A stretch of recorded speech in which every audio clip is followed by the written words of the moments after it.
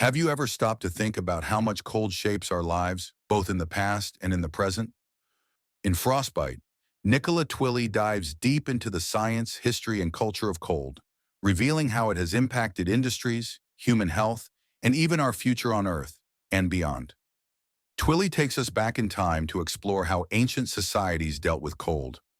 Cold has always been an element that humans have had to contend with, but Twilley starts by showing how cold was harnessed and transformed by ancient civilizations into something useful and sometimes luxurious. While most people associate ancient life with warmth, fires, sun, desert plains, Twilley uncovers the less glamorous but vital role that cold played in food preservation and survival. Early Chinese, Roman, and Egyptian societies used natural cold for preserving food.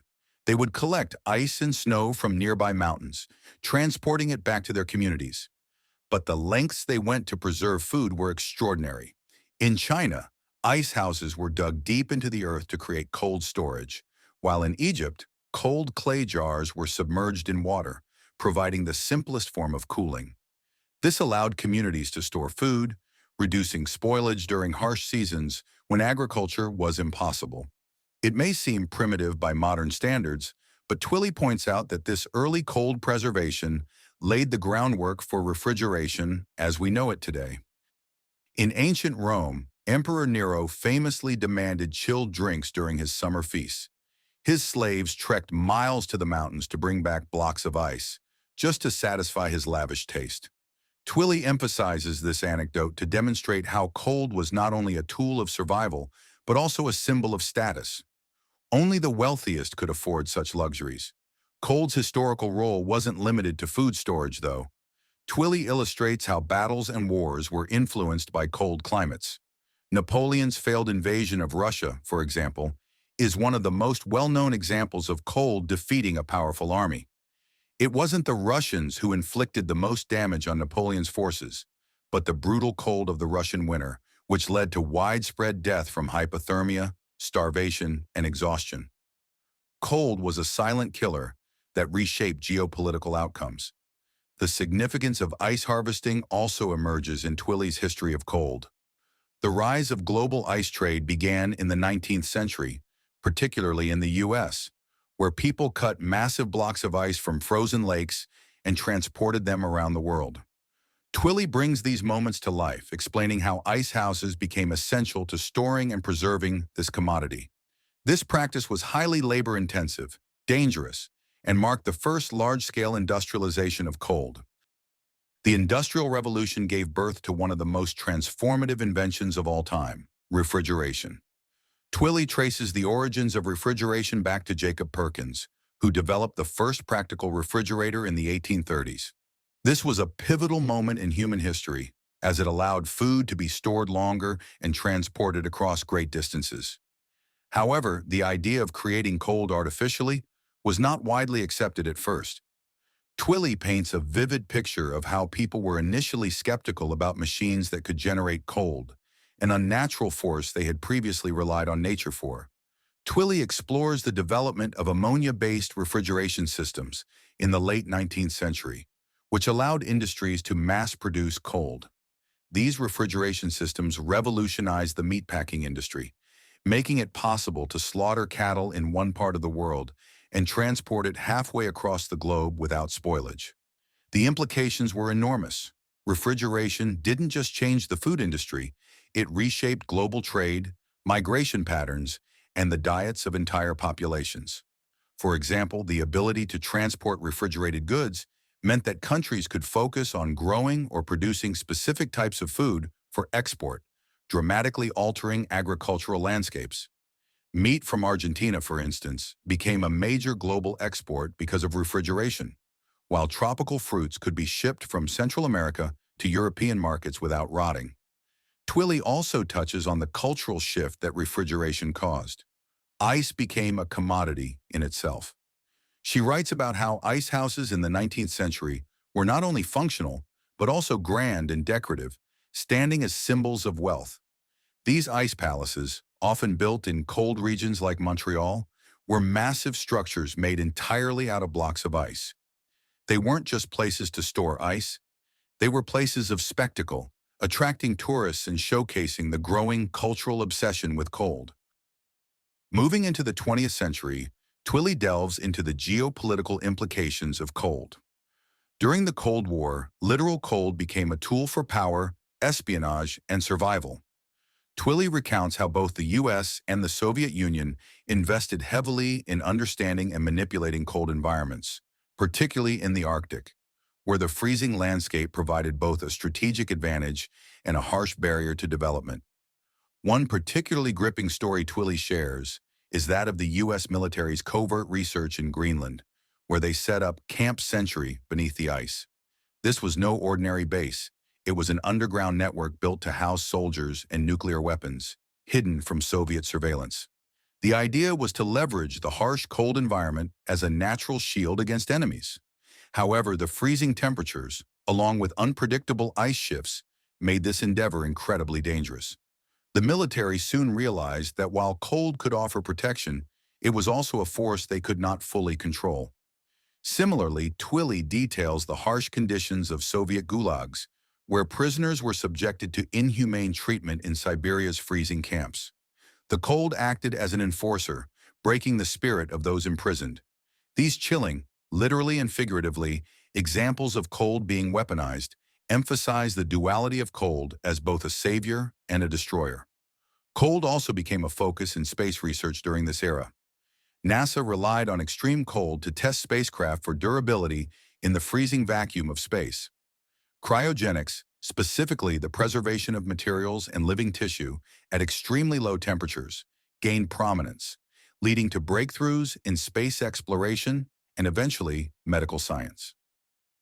Today, cold is so integrated into modern society that we hardly notice its impact. Twilley describes how refrigeration and cold chain logistics power global economies and are fundamental to our daily lives. From the food we eat to the medical supplies we rely on, modern life would be unimaginable without cold technology. This invisible backbone of refrigeration enables vast supermarket chains to keep fresh food available year-round. One of the most significant ways cold technology has transformed society is through the global food chain, especially in supermarkets.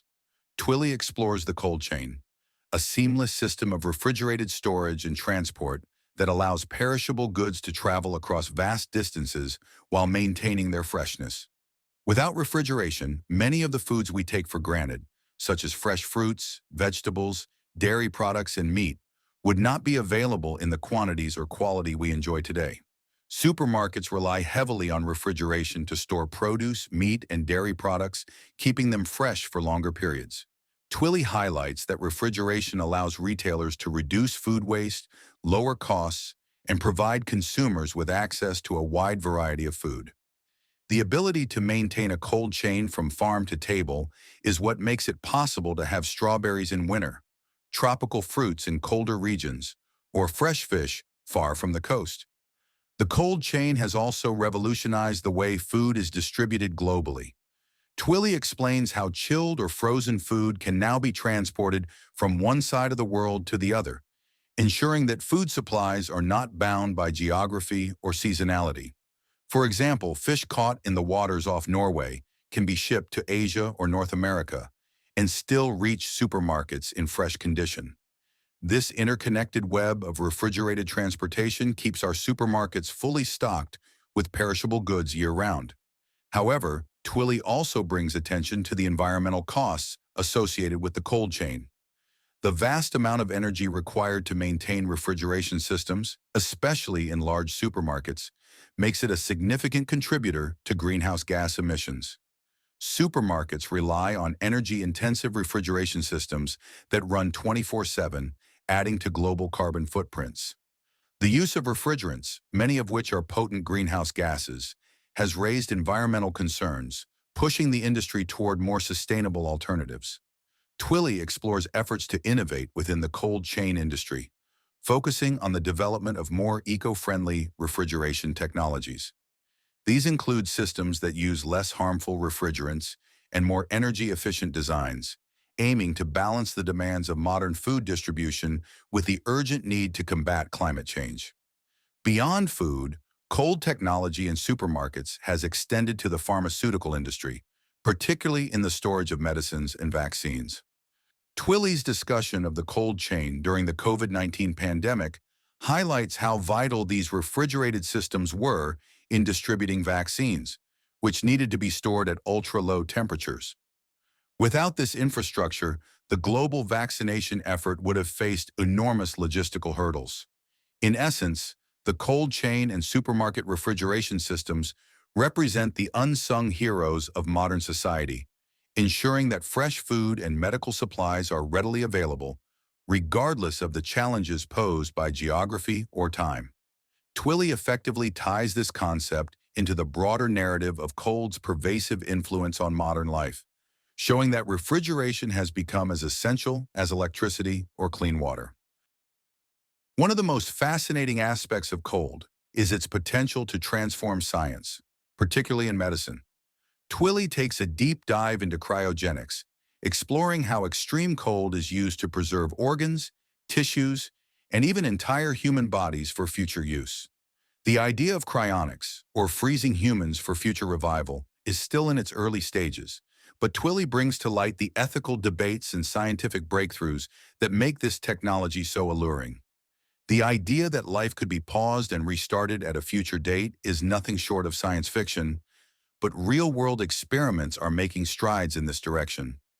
Twilley writes about cryopreservation as a technique used in fertility treatments, where eggs and embryos are frozen for years before being successfully implanted. The technology's potential extends to organ transplants as well, where scientists are working on methods to freeze and store organs, giving surgeons more time to perform transplants and, in turn, saving more lives. Additionally, Twilley examines the use of cryogenics in space exploration. NASA has long used cold to simulate the extreme conditions of space, testing everything from astronaut suits to spacecraft components. But looking forward, the potential to use cold for space travel, perhaps even to preserve astronauts for long-term missions to distant planets, offers an exciting and tantalizing glimpse into the future. The final chapter of Frostbite focuses on the future of cold. What role will cold play in the next chapter of human civilization?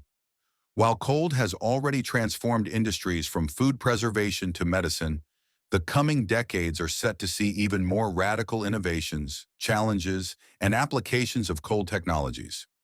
One of the most exciting developments Twilley discusses is the advancement of cryogenics. While often associated with science fiction, like the dream of cryopreservation or freezing human bodies for future revival, cryogenics is slowly becoming a reality in areas like healthcare and material sciences. For instance, scientists are working on cryopreservation methods that could extend the viability of organ transplants. Currently, organs for transplant have a very limited shelf life, and many are wasted due to time constraints. Cryogenics could revolutionize this field by allowing organs to be stored for longer periods, reducing the number of patients who die while waiting for transplants. This leap forward would dramatically alter the landscape of modern medicine. Beyond healthcare, cold technology is also being explored in the fields of quantum computing and advanced materials research. Twilley touches on how quantum computers, which require ultra-cold environments to operate, could represent the next leap in computational power. These machines, operating at temperatures close to absolute zero, are already showing promise in solving complex problems that are beyond the capabilities of classical computers. Whether it's optimizing global logistics networks or discovering new materials with unique properties, the future of quantum computing is tied to humanity's ability to master cold at a scale that was previously unimaginable. Moreover, Twilley delves into the environmental challenges that lie ahead. While cold has enabled incredible advancements in modern society, its environmental toll cannot be ignored. Refrigeration systems, especially in industrial and commercial applications, account for a significant portion of global energy consumption. In the face of climate change, this presents a dual-edged sword. On one hand, refrigeration is critical to maintaining the global food supply, medicines, and other essentials. On the other, traditional refrigeration technologies rely heavily on energy and refrigerants that contribute to greenhouse gas emissions. As humanity looks toward the future, solving this paradox will be essential. Twilley highlights emerging innovations in sustainable cold technologies, including the development of energy-efficient cooling systems and the search for alternative refrigerants that do not damage the environment. For example, companies are now experimenting with natural refrigerants, such as ammonia and CO2, which have a much lower impact on the atmosphere compared to traditional synthetic chemicals. There is also a growing interest in leveraging renewable energy sources, like solar power, to drive cooling systems, especially in regions where cold storage is vital, but electricity is unreliable. One of the most pressing concerns for the future, as Twilley emphasizes, is the growing demand for refrigeration in developing countries. As these regions develop and adopt cold chain infrastructure to improve food preservation, medical care, and overall quality of life, there is a risk that the increase in refrigeration usage will further exacerbate environmental issues. Twilley suggests that the challenge lies not in limiting access to cold technologies, but in ensuring that the growth of these systems is paired with sustainability efforts. Developing nations have the potential to leapfrog outdated, harmful technologies and adopt more eco-friendly solutions from the start, setting a new standard for global refrigeration practices. Twilley also touches on the potential for cold to play a pivotal role in addressing food security challenges in the face of a growing global population and climate change. By improving cold storage and reducing food waste, particularly in regions where post-harvest losses are significant, cold technologies can help ensure that more food reaches people in need.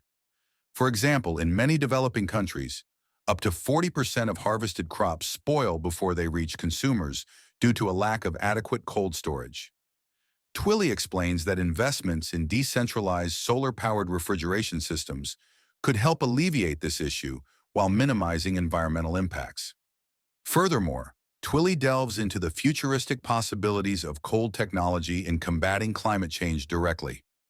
One of the more speculative ideas gaining traction in scientific circles is the concept of geoengineering, using cold to mitigate the effects of global warming. Some scientists are exploring the idea of artificially cooling the Earth through techniques such as stratospheric aerosol injection, which would involve releasing reflective particles into the upper atmosphere to reduce the amount of sunlight reaching the planet's surface.